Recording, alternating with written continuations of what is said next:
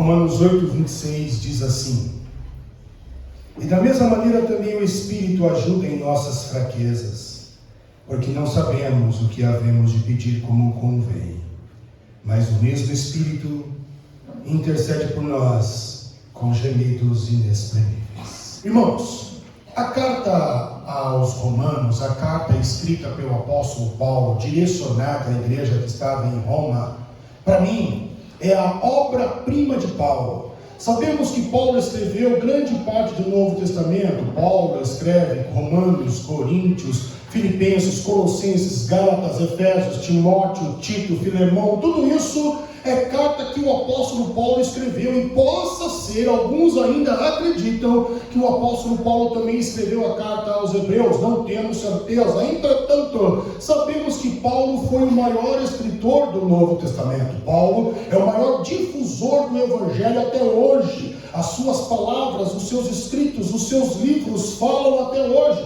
Entretanto, se fôssemos caracterizar a obra-prima de Paulo, o best-seller de Paulo, eu diria que o best-seller, a obra-prima de Paulo, é justamente a carta aos Romanos. E por que digo isso? Por causa do seu efeito que tem sobre a humanidade, onde nós vamos ver que há relatos, por exemplo, de homens que eram ateus e que se converteram ao cristianismo depois que leram a carta de Paulo escrita aos Romanos, que é o caso, por exemplo, de Karl Barth. Karl Barth é um dos grandes nomes dos teólogos da atualidade. Ele já morreu, entretanto a sua obra é poderosa, e ele era um ateu. C.S. Lewis era ateu. Lendo Romanos, ambos passam a acreditar em Jesus e se converter ao cristianismo, se converter ao Evangelho, se converter a Jesus. Agora, existem outros nomes de pessoas que já eram cristãs, entretanto encontraram o caminho da cruz,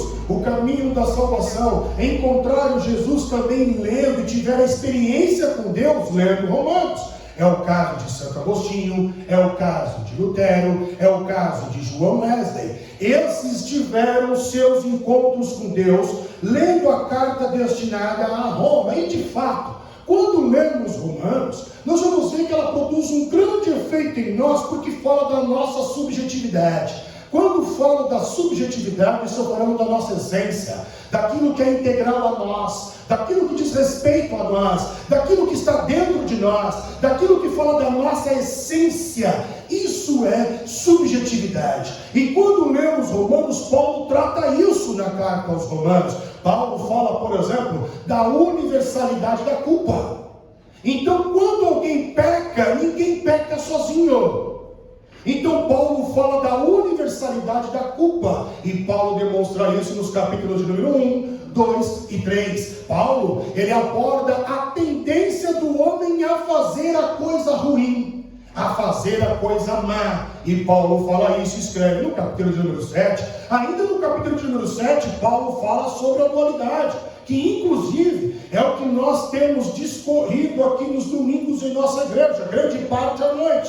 Se porventura você perdeu alguma das mensagens sobre dualidade, vai no YouTube. Lá nós temos todas elas já registradas para que você possa entender o fio da meada. E por que estamos falando sobre isso? Paulo fala ainda sobre o plano da salvação. E quando vemos Paulo discorrendo sobre o plano da salvação, Paulo não separa um capítulo específico. Na verdade, de ponta a ponta da carta aos Romanos, Paulo está falando sobre a salvação. Paulo fala sobre a necessidade de ser salvo. Paulo fala sobre o método usado por Deus Pai para salvar a humanidade. Paulo fala das consequências da salvação. Paulo fala como é que você e eu podemos ser salvos.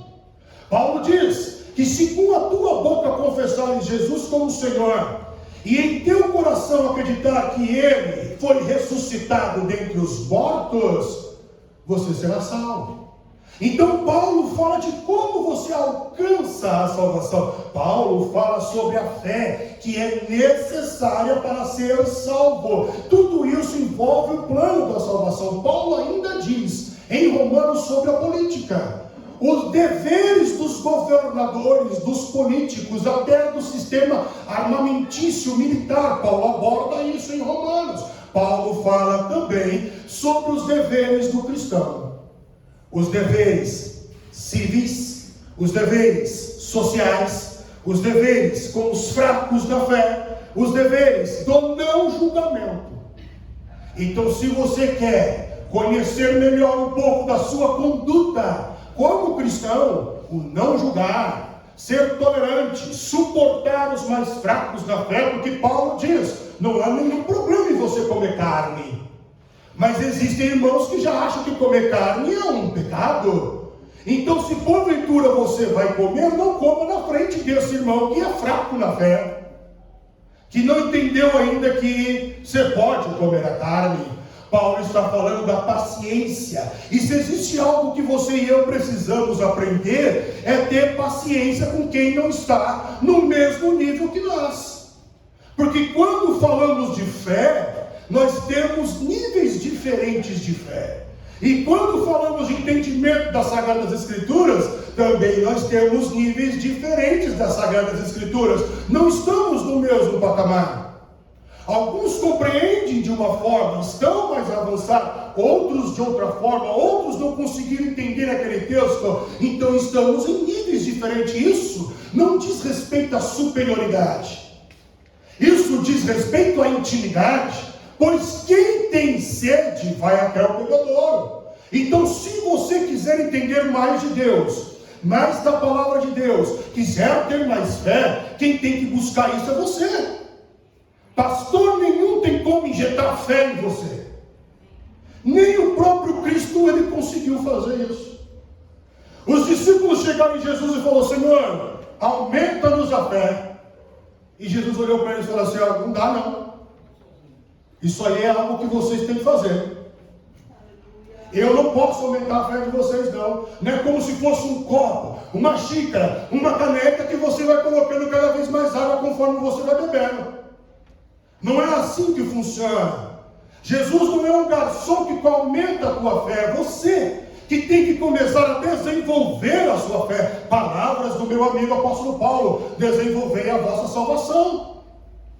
A fé, a salvação, ela é desenvolvida. Você pode crescer, você pode amadurecer em fé. Então, quando Paulo fala sobre suportarmos os mais fracos, ele está falando justamente de nós termos a paciência. Por este motivo, compreendo eu que a obra-prima, o best-seller do apóstolo Paulo, dos seus escritos, é justamente a carta que ele direcionou a Roma. Se eu, Rodrigo, fosse traduzir isso de um modo um pouco mais popular, de um modo um pouco mais vulgar, a carta aos Romanos, eu diria que esta carta é a carta destinada às grandes cidades. A carta aos Romanos é a carta dos grandes centros urbanos, porque quando Paulo ele manda a carta aos Romanos, ele está enviando a Roma, o maior império de todos, que inclusive influencia a administração política até hoje. O Império Romano fala até hoje. O Império Romano instituiu a Constituição, que é exemplo para nações até hoje.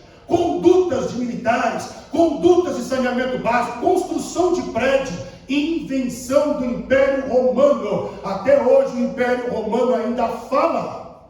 Logo, quando Paulo direciona essa carta para Roma, ele está direcionando para o maior centro urbano, tecnológico daquela época. E a carta aos Romanos é a boca de Deus para este período e para os grandes centros. Repito, a carta aos Romanos é a voz de Deus para as cidades. E é nesta carta que Paulo fala no capítulo número 7 sobre o que nós temos discorrido aqui.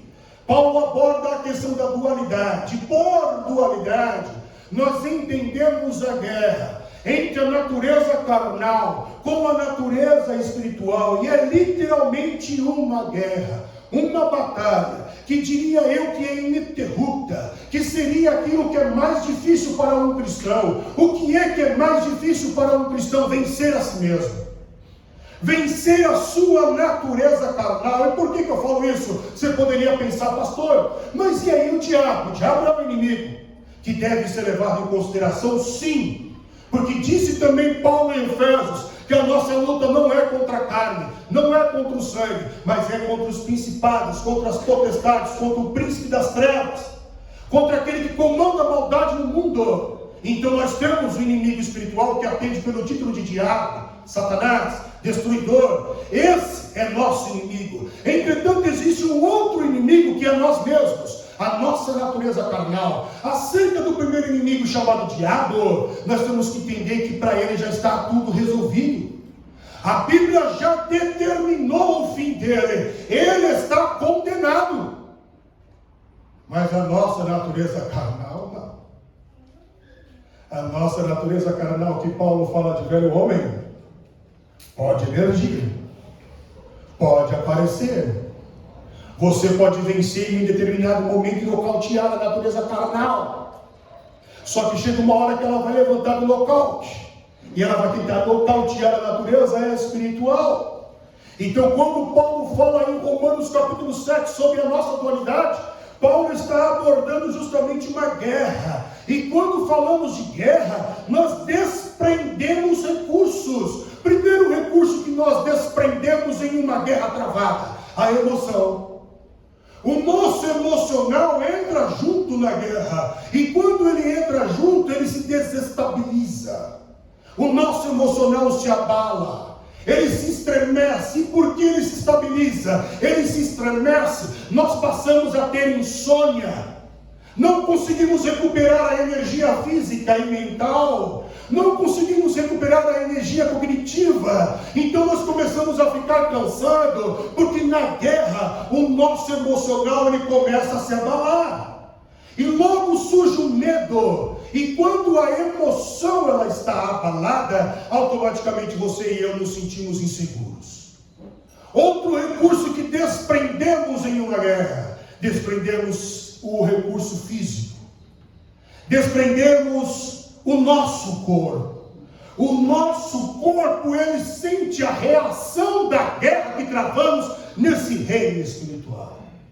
A guerra que travamos contra a nossa própria natureza. O esforço que fazemos, tudo aquilo que fazemos para vencer a nossa carne, vencer o velho homem, a natureza carnal, o corpo ele começa a sentir, ele começa a enfraquecer, ele começa a ficar debilitado. Outro recurso que desprendemos quando entramos numa guerra contra nós mesmos é o recurso do pensamento. Porque quando você está numa guerra, vamos dizer, num problema, automaticamente você é forçado a pensar para encontrar a solução do problema.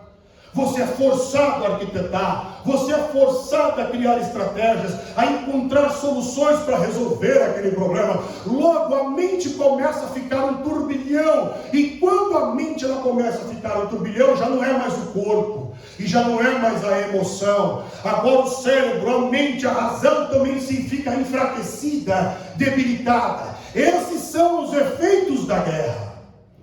Quando você entra numa guerra, você ainda desprende recursos como investimento. E quando eu falo de investimento, eu não estou falando só de financeiro, porque nós fazemos de tudo para vencer. A gente compra, por exemplo, um livro, a gente compra uma nova Bíblia, a gente assina um streaming para poder ouvir a palavra de Deus. Não sei, você está desprendendo o recurso financeiro, mas também eu falo do recurso da força. O investimento que você faz com a sua força, com o seu tempo, tentando se dedicar para amortizar a natureza carnal. Esse é o cenário da guerra. É assim que a guerra ela nos deixa, enfraquecidos e debilitados. Por esse motivo, Paulo, o apóstolo, meu amigo, ele escreve Romanos capítulo de número 8. E por que Paulinho escreve Romanos capítulo de número 8? Porque tudo isso que eu estou falando sobre guerra, eu estou falando baseado na história, na vida, biografia de Paulo. Paulo viveu tudo o que eu estou falando a você aqui. Como é que a gente sabe disso? Nós sabemos porque em todos os escritos de Paulo, Paulo contava parte da sua humanidade. Paulo contava as suas debilidades, Paulo contava as suas fragilidades. Ele não demonstrava que era um super crente, ele não demonstrava que tinha toda a força, todo o poder pelo poder de Grayskull. Ele não demonstrava isso. Paulo mostrava que estava fraco, lutando como qualquer pessoa. Ele aborda isso, e sabemos também, porque o próprio Cristo fala algo acerca da missão de Paulo e da sua vida. Leiamos Atos dos Apóstolos, capítulo de número 9, verso de número 15 e verso de número 16. Lucas escreve assim: vai, quem está dando a ordem? Jesus. Para quem? Ananias. Vai, porque este é para mim. Quem é este? Paulo. Atos 9, 15. Quem é este? Paulo. Vai, porque este é para mim um vaso escolhido para levar o meu nome diante dos gentios, dos reis e dos filhos de Israel, e eu lhe mostrarei o quanto deve padecer pelo meu nome. E eu lhe mostrarei o quanto deve padecer pelo meu nome. Paulo sofreu o que você sofre. Paulo entendia muito bem o que é a dualidade, a guerra entre a natureza carnal e a natureza espiritual. Paulo entendia. Paulo sabe o que é angústia, Paulo sabe o que é ter, Paulo sabe o que é não ter, Paulo sabe o que é passar necessidade, Paulo sabe o que é ser apedrejado, Paulo sabe o que é ser espancado, cuspido, jogado para fora da cidade como morto. Paulo sabe de tudo isso, ele sabe o que você passa. Então por que Paulo escreve o capítulo de número 8 de Romanos? Ele escreve justamente para tentar confortar os cristãos que poderiam passar e iriam passar pelas mesmas situações que ele. É por isso que agora eu consigo compreender o que é que Paulinho ele quer dizer em Gálatas capítulo 6, verso de número 17. Paulinho, quando escreve Gálatas capítulo 6, ele diz assim no verso 17: desde agora ninguém me inquiete, porque eu trago no meu corpo as marcas do Cristo. Eu vou dizer para você o que isso parece ser. Eu acredito que Paulinho veio falar assim, mais ou menos para nós, é o seguinte: Gálatas, irmãos da Galácia, irmãos que cooperam aí na Galácia, vocês todos, da Assembleia, da Deus e Amor, do Brasil para Cristo, que estão aí na região da Galácia, vocês que estão brigando, porque não pregaram, porque não cantaram, porque não tocaram, porque a parede é preta, ou amarela, ou é branca, ou é azul, vocês que estão brigando por essas coisas pífias, ínfimas, banais, por favor, não me inquiete com essas banalidades, porque tem tanta coisa pesada que eu trago de guerra, que marcou o meu corpo.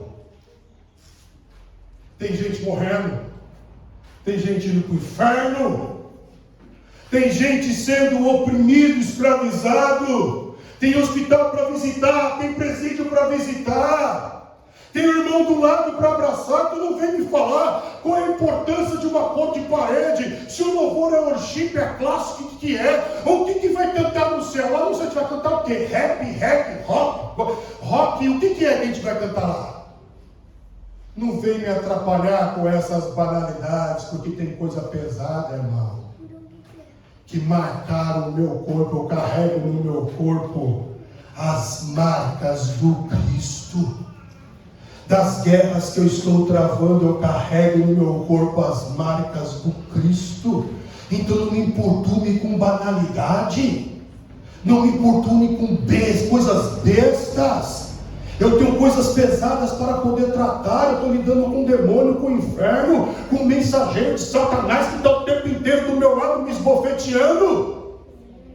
Então não me trate, não venha trazer essas besteiras, porque o meu corpo está todo marcado pelas guerras que eu tenho travado por causa do Cristo. Então sim, Paulo, ele sabe o que você passa, ele entende muito bem as aflições que você e eu nós passamos. Por isso, Paulinho escreveu Romanos capítulo de número 8, no verso de número 26. Paulinho, ele dá um conselho, ele tenta animar os cristãos que estavam em Roma e serve para nós. E ele diz no verso de número 26: e da mesma maneira também o Espírito ajuda em nossas fraquezas, porque não sabemos o que havemos de pedir como convém, mas o mesmo Espírito intercede por nós com gemidos inexprimíveis. O que Paulinho está querendo dizer, porque Paulinho está escrevendo sobre amor, Paulinho está falando com carinho. Então Paulinho ele tenta demonstrar, irmãos, vocês que travaram uma guerra, vocês que estão vivendo uma guerra, vocês que estão com problemas aí, e não estão conseguindo controlar mais a sua natureza carnal, a natureza pecaminosa, vocês que por causa disso estão gerando um corpo de morte na família, vocês, sabe de uma coisa, nós temos um auxiliador, nós temos um ajudador, nesse momento de dualidade, de carnalidade elevada, nós temos um ajudador. Chame o Espírito Santo, convida o Espírito Santo, fale com o Espírito Santo, ele vai interceder por mim e por você. É isso que Paulinho está falando. Então, como é que eu posso traduzir Romanos capítulo de número 8? Romanos capítulo de número 8 para mim é a esperança do cristão que vive em guerra. Isso é Romanos 8 para mim, a esperança do cristão que vive em guerra. Por quê? Verso de número 1, Paulinho diz assim: portanto, nenhuma condenação há para os que estão em Cristo Jesus, que não andam segundo a carne, mas segundo o Espírito. Não há condenação, disse Paulo. No verso 26 ele diz: o Espírito Santo vai interceder com gemidos inexprimíveis, e ele é o nosso ajudador. E no verso de número 39, o último versículo de Romanos 8, Paulinho diz assim: irmãos, nem a altura, nem a profundidade, nem alguma criatura poderá nos separar do amor que há em Cristo Jesus. Nada pode nos separar. Então o que é Romanos 8, senão a esperança do cristão, o consolo do cristão, o conforto do cristão? Mas o que me chama a atenção no verso 26 é a expressão que Paulo usa no original, que para nós foi traduzida por ajuda. Paulo diz que o Espírito Santo nos ajuda. Em algumas versões da Bíblia, a palavra ajuda foi substituída no português pelo sinônimo assiste. Então o Espírito Santo assiste. Independentemente de ser ajuda ou assiste, a palavra usada por Paulo no original é a mesma. E ela pode ser traduzida no português para assiste ou para ajuda. E no original a palavra é sunantilambanomai. Bonito. Fascina de falar. Quando Paulo diz o Espírito Santo ajuda, Paulo está falando do Espírito Santo sunantilambanomai. E isso não é mistério, não, é grego. Sunantilambanomai é a junção, a fusão de três outras palavras. San significa, preste atenção nisso, san significa alguém que entra comigo no mesmo propósito. Ante, a tirada com violência daquilo que me atrapalha. E lambano significa a devolução do direito. Então, quando Paulo diz o Espírito ajuda, ele diz o Espírito sunantilambanomai, ou seja, o Espírito Santo se une ao nosso propósito, retira de nós o que nos impede de nos achegar a Deus e devolve para nós o direito. É isso que Paulo está falando. Esse é o Espírito Santo, o nosso amigo de todos os momentos, o amigo de todas as áreas. Agora a pergunta é: por que é que o Espírito Santo, ele entra no mesmo propósito, ele retira e ele devolve o direito? Por quê? Porque o Espírito Santo sabe que somos fracos. E ele sabe que nas guerras travadas nós nos enfraquecemos, nós entramos na debilidade. Nós dependemos de recursos e tudo isso nos esgota.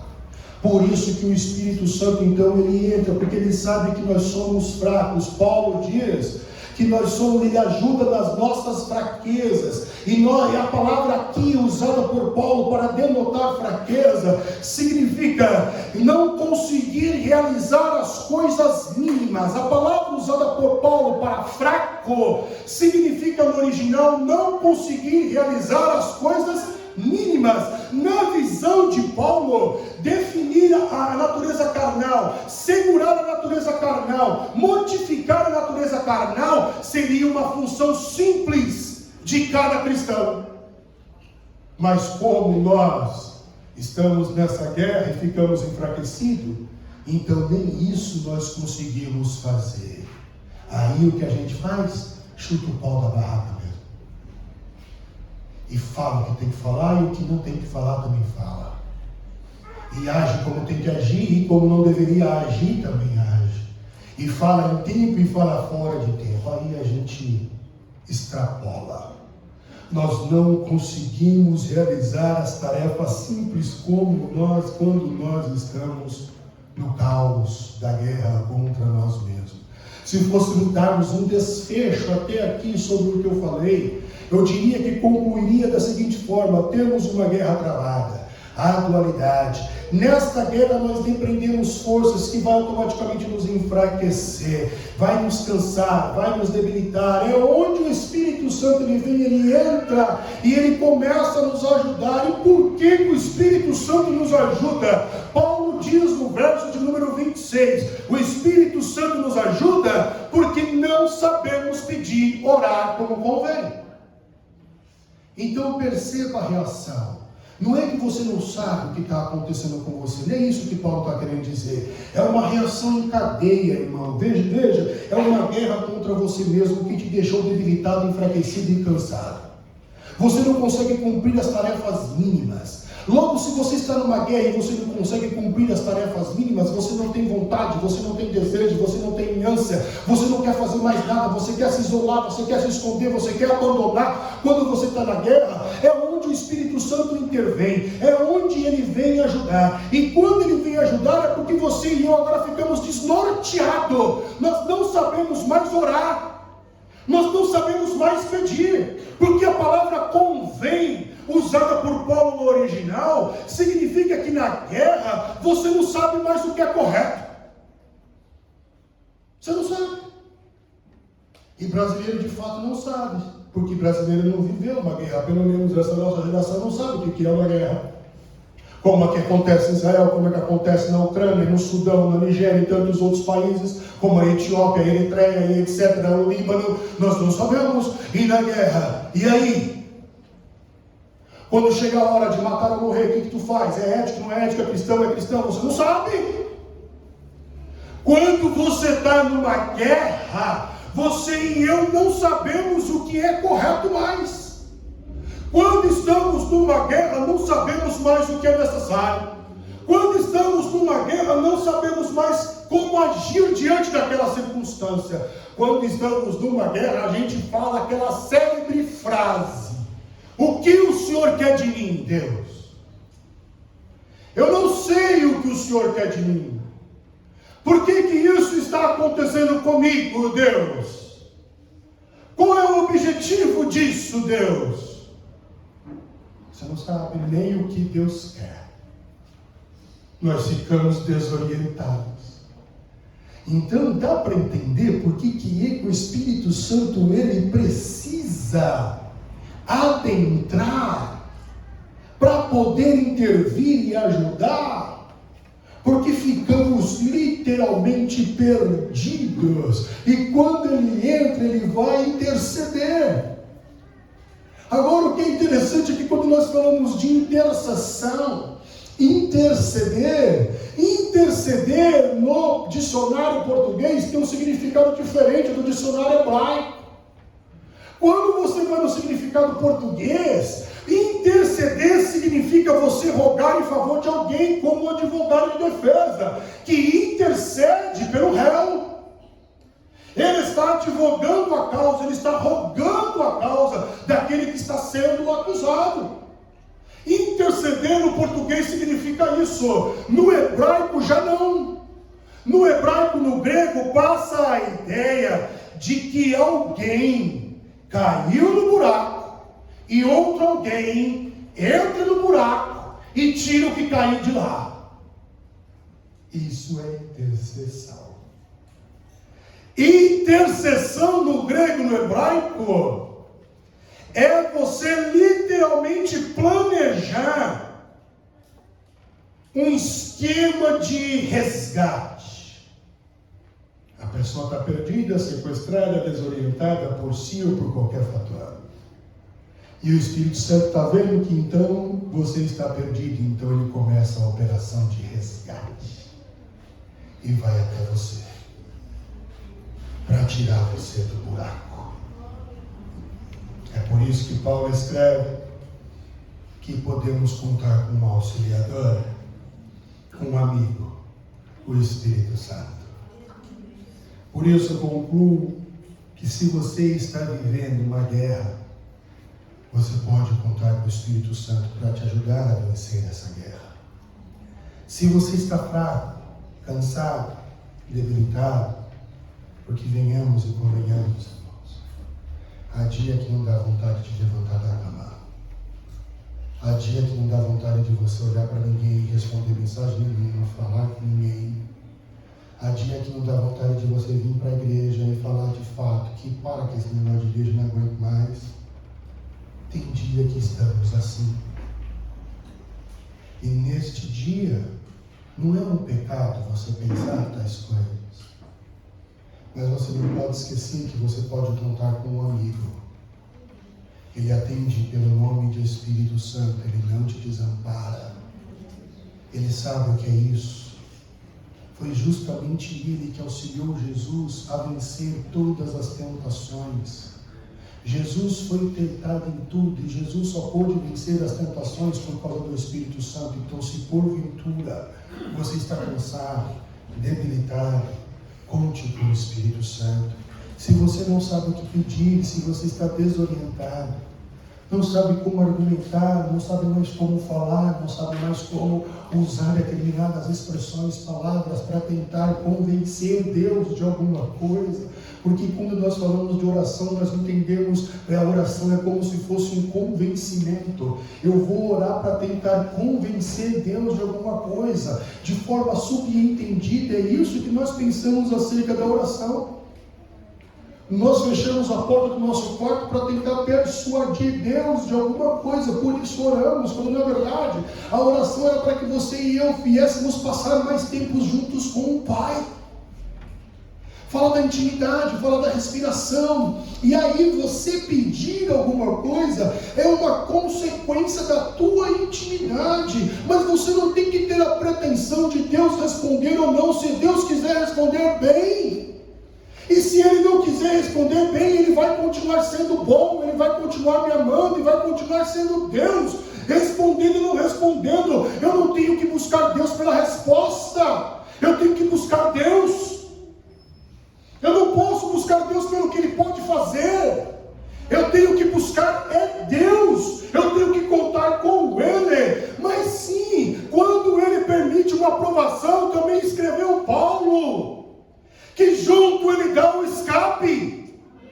Se Deus permitiu você entrar numa guerra travada, de angústia, aflição, que te desnorteou, tenha certeza, o escape é sério, Ele está intervindo, Ele está entrando no buraco. Então, se você não sabe pedir, não sabe como orar, chame o Espírito Santo. Clame em tempo, clame fora de tempo. Faça do Espírito Santo o teu confidente, faça do Espírito Santo o teu amigo. Eu tenho certeza que Ele não vai te desamparar. Por isso eu oro com afinco para que você e eu possamos, no nome do Cristo, nos achegarmos cada dia a este Espírito e contar com o auxílio dEle. Que Deus vos abençoe.